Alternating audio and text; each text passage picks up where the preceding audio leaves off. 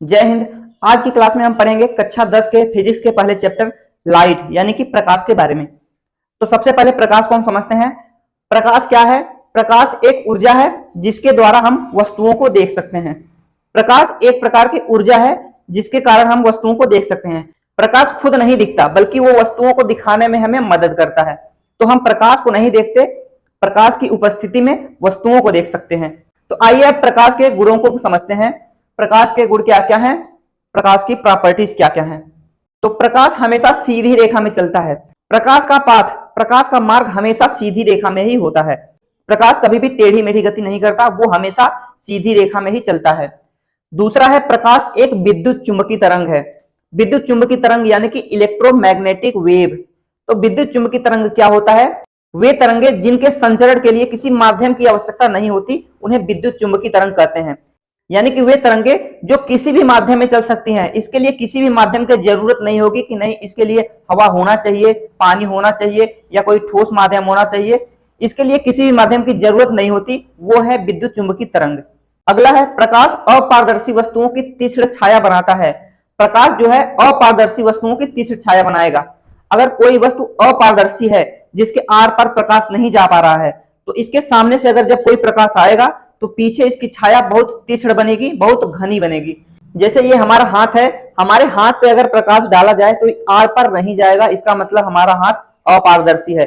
अगर अपने हाथ को हम पर्दे के सामने लाएं या स्क्रीन के सामने लगाएं, क्योंकि यहाँ पे स्क्रीन ये बोर्ड है, इसके सामने लाएं तो प्रकाश इसके पार नहीं जा पाएगा। पीछे इसकी तीक्ष्ण छाया बनेगी, पीछे ब्लैक कलर की एक शैडो यानी कि छाया बन जाएगी। तो यही है, प्रकाश अपारदर्शी वस्तुओं की तीक्ष्ण छाया बनाता है। अगला है, प्रकाश की चाल निर्वात में सबसे अधिक होती है। निर्वात का मतलब वैक्यूम। प्रकाश की चाल वैक्यूम में सबसे तेज होगी। प्रकाश सॉलिड मीडियम में सबसे कम होगा, उसके बाद लिक्विड, उसके बाद गैस, लेकिन सबसे तेज की बात किया जाए तो वो होगा निर्वात यानी कि वैक्यूम, जहां पे कोई हवा ना हो। वैक्यूम के बारे में आपको बता देते हैं। वैक्यूम वो प्लेस है जहां पे मास यानी कि द्रव्यमान जीरो हो जाता है। यदि हम निर्वात में दो वस्तुओं को साथ साथ छोड़ें तो वो साथ साथ ही नीचे गिरेंगी, चाहे उनमें से कोई भी वस्तु कितनी ही वजन क्यों ना हो। अगर हम एक सुई को और एक हाथी को साथ साथ निर्वात में छोड़ें तो वो साथ साथ ही नीचे आएंगी। तो यही है निर्वात। निर्वात में वजन का कोई मतलब नहीं होता कि कोई भी वस्तु कितना उसका द्रव्यमान है, इससे कोई फर्क नहीं पड़ता। वहां पे मास क्या हो जाता है? शून्य हो जाता है।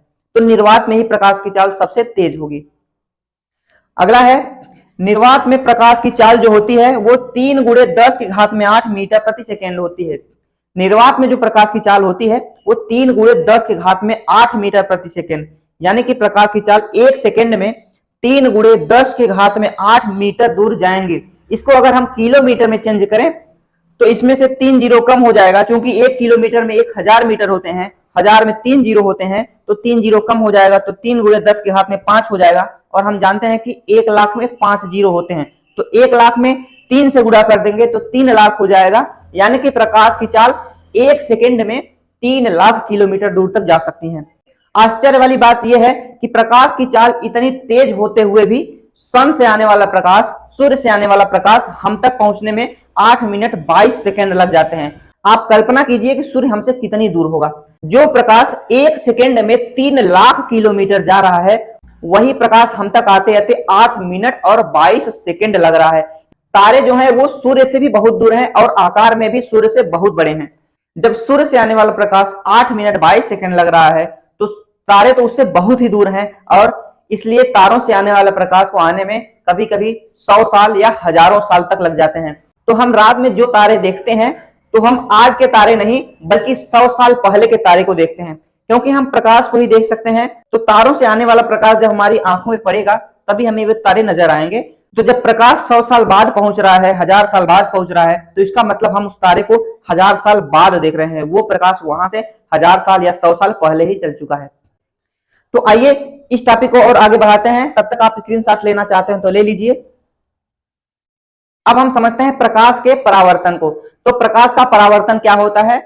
जब प्रकाश किसी चिकने सतह पर पड़ता है तो उसका अधिकांश भाग टकराकर वापस लौट जाता है। इस प्रक्रिया को प्रकाश का परावर्तन कहते हैं। जब भी प्रकाश किसी चिकने या पॉलिशदार सतह पर टकराएगा तो वहां पर टकराने के बाद उसका मैक्सिमम पार्ट, अधिकतर भाग टकराकर वापस लौट जाता है। इसी क्रिया को हम प्रकाश का परावर्तन कहते हैं, रिफ्लेक्शन ऑफ लाइट कहते हैं। प्रकाश के परावर्तन के दो नियम हैं, तो दोनों नियम क्या क्या हैं आइए समझते हैं। तो पहला नियम है आपतित किरण, परावर्तित किरण तथा आपतन बिंदु पर खींचा गया अभिलंब तीनों एक ही तल में होते हैं। आपतित किरण मतलब आने वाली किरण, परावर्तित किरण मतलब टकरा कर जाने वाली किरण, और आपतन बिंदु जहां पर आने वाली किरण गिरती है उसी को हम आपतन बिंदु कहते हैं। तो आपतित किरण, परावर्तित किरण और आपतन बिंदु पर खींचा गया अभिलंब तीनों एक ही तल में होते हैं, एक ही प्लेन में होते हैं। और दूसरा नियम है आपतन कोण परावर्तन कोण के बराबर होता है। आपतन कोण हमेशा परावर्तन कोण के बराबर होगा। तो इसको समझने के लिए हमने यहाँ पर एक चित्र बनाया हुआ है। इस चित्र के माध्यम से हम प्रकाश के परावर्तन के जो दो नियम हैं उसको हम आसानी से समझते हैं। तो पहला नियम क्या कह रहा था कि आपतित किरण, परावर्तित किरण और आपतन बिंदु पर खींचा गया अभिलंब तीनों एक ही तल में होते हैं। तो जो किरण आती है उसे आपतित किरण कहते हैं, जो किरण टकरा कर जाएगी उसे परावर्तित किरण कहते हैं। यहाँ पर हमने एक दर्पण लिया हुआ है क्योंकि हमें पॉलिशदार सतह चाहिए, तो नीचे कलई किया हुआ है और जिससे कि प्रकाश यहाँ पर टकराने के बाद वापस लौट जाए। तो आने वाली आपतित किरण यहाँ पर टकराने के बाद यहाँ से परावर्तित होकर निकल जाएगी, और जिस बिंदु पर ये आने वाली किरण गिरती है उस बिंदु को कहते हैं आपतन बिंदु, उस बिंदु को कहते हैं आपतन बिंदु।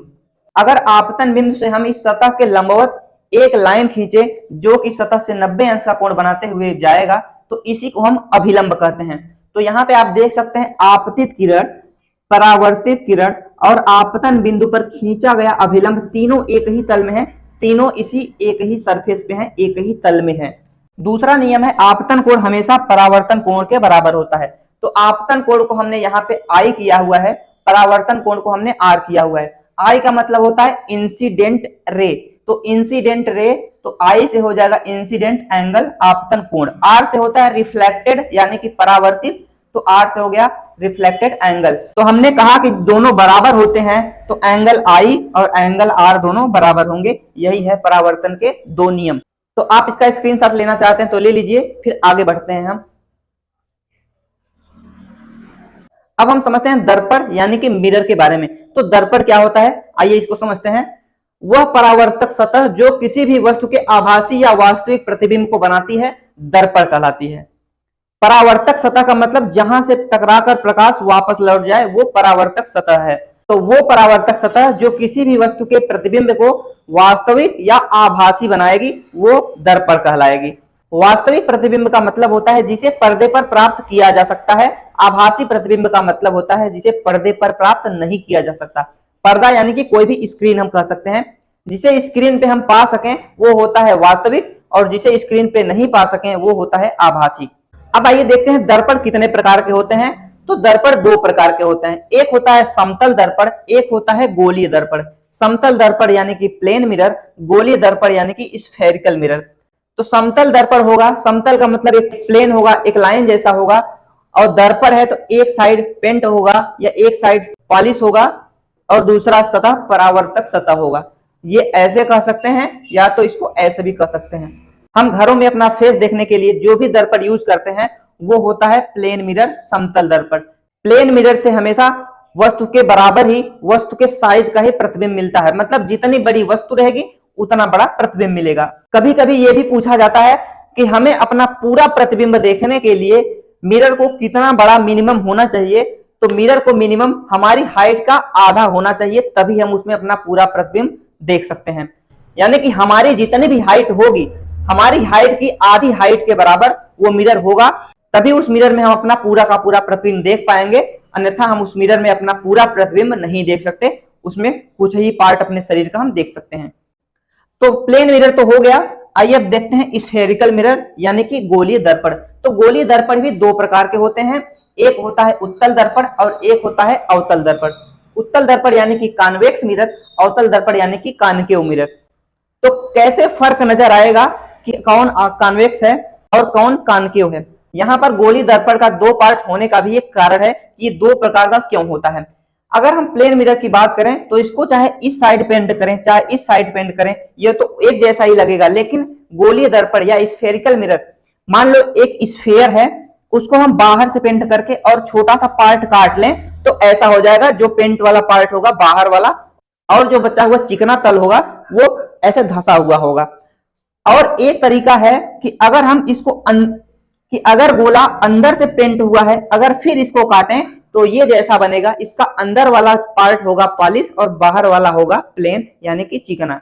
तो दो कंडीशन बन रहे हैं, तो इसीलिए दो दर्पण भी बनेंगे।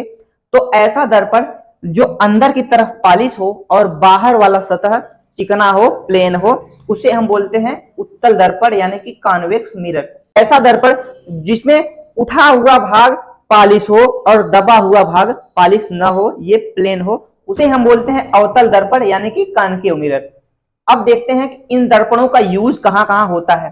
तो उत्तल दर्पण का यूज, कॉन्वेक्स मिरर का यूज जो गाड़ियों में साइड मिरर होता है, जिसमें ड्राइवर पीछे की चीजों को देखता है, पीछे के वाहनों को देखता है, उसे हम उत्तल दर्पण कहते हैं, वो उत्तल दर्पण का होता है। उसे उत्तल दर्पण होने के दो रीजन हैं। उसमें उत्तल दर्पण ही क्यों लगाया गया, ये क्यों नहीं लगाया गया, या फिर ये क्यों नहीं लगाया गया, तो इसका दो रीजन है। एक रीजन है कि उत्तल दर्पण हमेशा आभासी और सीधा प्रतिबिंब बनाता है। तो सीधा प्रतिबिंब बनाएगा तो पीछे की चीजें हमें सीधी नजर आएंगी। अगर नहीं तो सीधा प्रतिबिंब नहीं बनाता तो पीछे की चीजें हमें उल्टी नजर आती। कोई पीछे आदमी आ रहा है तो उल्टा नजर आता, पीछे कोई गाड़ी आ रही है उल्टी नजर आती, लोग कंफ्यूज हो जाते। और अगला रीजन है वस्तु से छोटा प्रतिबिंब बनाता है। यह भी मोस्ट इंपॉर्टेंट रीजन है उत्तल दर्पण लगाने का, कि वस्तु से छोटा प्रतिबिंब बनाएगा। क्योंकि गाड़ियों में लगने वाला साइड मिरर कुछ छोटा सा होता है और पीछे से जो गाड़ियां आती हैं वो बड़ी बड़ी गाड़ियां होती हैं। अब उस छोटे मिरर में हमें बड़े गाड़ियों को देखना है, तो उस बड़े गाड़ियों का प्रतिबिंब और छोटा बनेगा, तभी तो हमें इसमें दिख सकता है। अगर प्रतिबिंब बड़ा बनता तो उस मिरर में पूरी की पूरी गाड़ी आ ही नहीं पाती, हो सकता है उसका कुछ ही पार्ट दिखता, जिससे ड्राइवर कंफ्यूज हो जाता कि पीछे क्या है, उसको पता ही नहीं चलता, तो इसे खतरा हो सकता है। क्योंकि ये वस्तु का छोटा प्रतिबिंब बनाता है, इसीलिए इसको लगाया जाता है। अब बात करते हैं अवतल दर्पण का यूज कहां होता है। तो इस दर्पण का यूज होता है डेंटिस्ट के पास। डेंटिस्ट हाथ में अपने कुछ ऐसे एक इंस्ट्रूमेंट लिया होता है, उसमें एक छोटा सा मिरर लगा होता है, वही होता है कॉन्केव मिरर यानी कि अवतल दर्पण। अब इसका रीजन है कि ये वास्तविक और उल्टा प्रतिबिंब बनाता है और वस्तु से बड़ा प्रतिबिंब बनाता है। क्योंकि वो डेंटिस्ट हमारे दांतों को देखता है, दांतों के अंदर के प्रॉब्लम को देखता है, जम्स को देखता है। क्योंकि हमारे दांत छोटे हैं और उस छोटे से मिरर में अगर और छोटा दिख जाता तो फिर तो दिक्कत हो जाती। तो ये बड़ा प्रतिबिंब बनाता है, हमारे छोटे दांत और बड़े दिखने लगते हैं, उसके बीच में जो भी गैप है, जो भी प्रॉब्लम है, वो और बड़ी नजर आती है, जिससे डॉक्टर आसानी से समझ सकता है कि क्या प्रॉब्लम है। इसीलिए वहां पे अवतल दर्पण यानी कि कॉन्केव मिरर का यूज होता है। क्योंकि ये लाइव चैप्टर कक्षा 10 के लिए बहुत इंपॉर्टेंट है, एग्जाम में हमेशा इससे कुछ ना कुछ क्वेश्चन पूछे ही जाते हैं, ये 100% श्योर है। इसीलिए इस चैप्टर को हम एक नहीं बल्कि 2 या 3 पार्ट में पढ़ेंगे। तब तक आप इसका स्क्रीनशॉट लेना चाहते हैं तो ले लीजिए।